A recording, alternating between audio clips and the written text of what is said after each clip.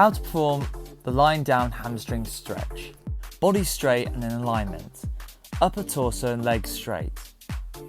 Grab with both hands one thigh, leg as straight as you can in the air, feet pointing at your face. At this point you should feel stretch radiating down your leg that's being stretched. Keep the opposite leg straight on the floor.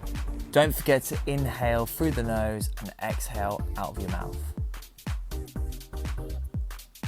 Next, common mistakes. Don't stick your head up and out of the neutral position.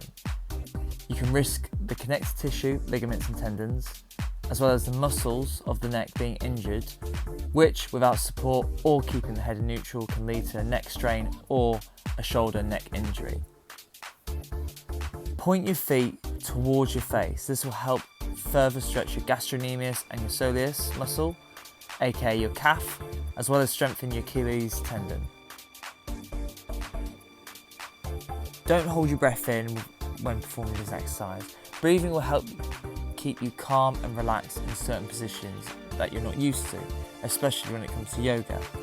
Breathing will also help balance your heart rate rhythm when performing yoga.